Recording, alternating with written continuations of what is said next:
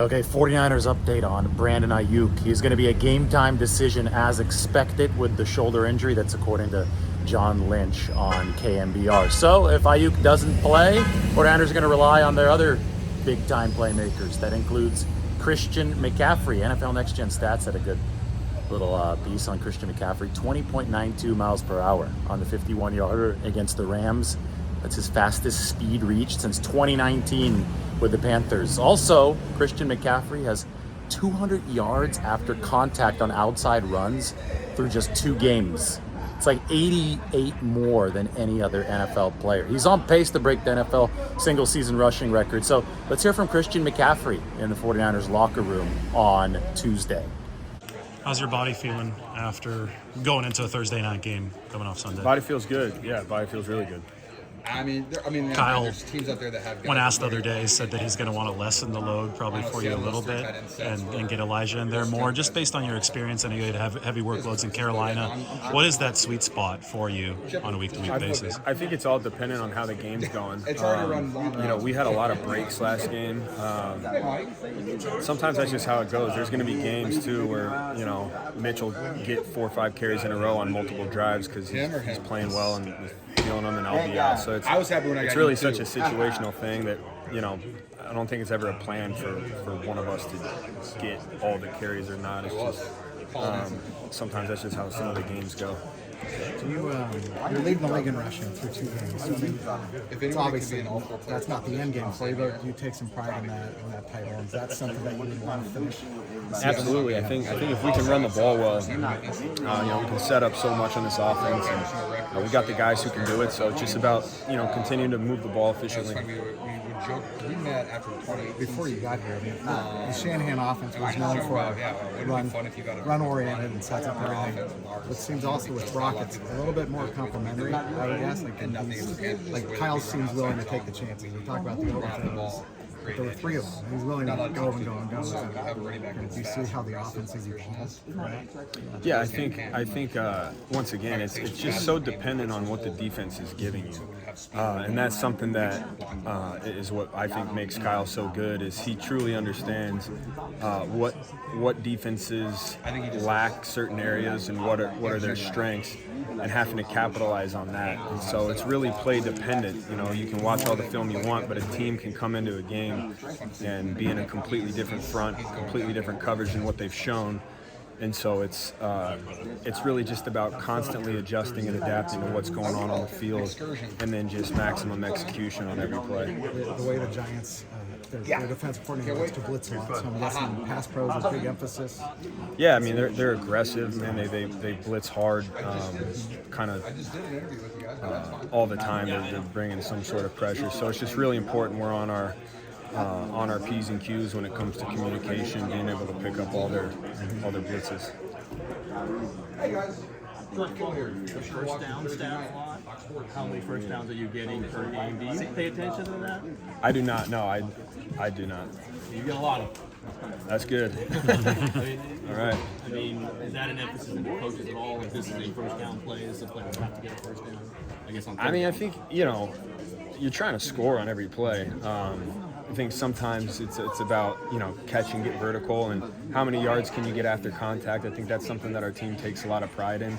When you look at the weapons we have, just competing and constantly trying to break tackles, trying to move forward, whether it's to get a first down or whether it's to get a 3-yard gain instead of a 0-yard gain. It's just always trying to move forward and taking pride in the execution of that.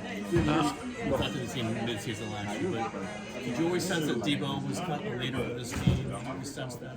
Yeah, I think even if he never said a word, he'd be a leader just because of the way he plays. It's rare you get receivers that are that physical, that block that way and that play as hard as he does. So I think you just turn on the silent tape and you can feel Debo, in the way he plays. Just watching the film, but then you get to meet him in person and see the kind of intent he brings to this team. It's special. Does he say much on the field, in the huddle? I don't think anyone says anything in the huddle other than Brock. A few guys might say a few things, and then Brock will tell us to shut up.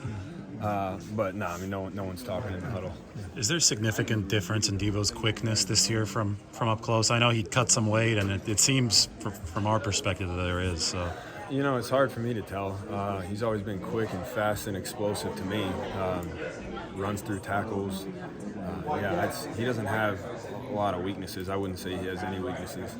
Your snap count, the first 2 games have been up around what they were in 18 and 19. Is that at all a concern? I mean, do you kind of feel it after the game when you've had up to close to 60 snaps?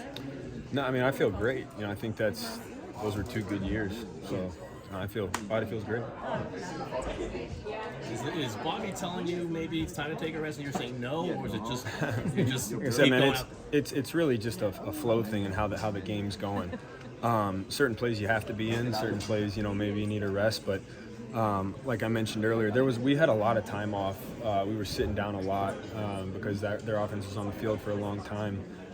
Kind of trying to take down a lot of that clock, and then quarter happened. So my rests came at convenient times too, but I don't know if every game's going to be like that. I think it's, like I said, it's really dependent on how the flow of the game's going.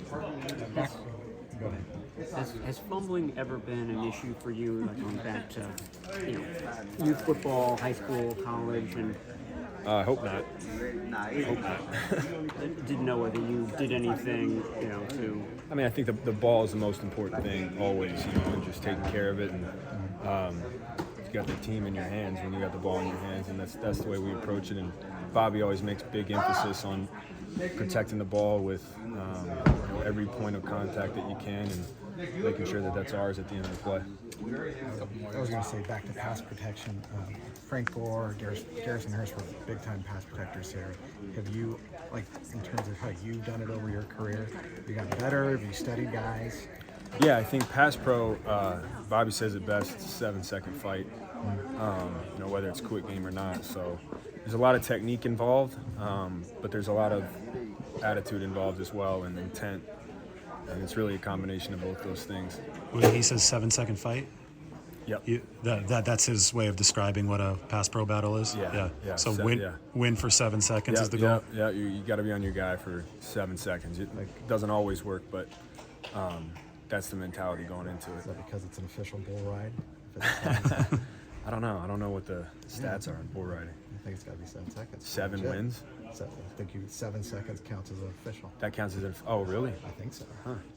You're from Colorado. I have to ride a bull one of these days, man. So I could imagine it could be nearly as hard when you got a 240-pound linebacker, and you have to start without a running start, and he does, right, in that pass protection. That's why, obviously there's a lot of technique, but it's a mentality. It's you versus him, and they get a running head start, but that's part of the job, and you got to do it. It's one of the most important things in football.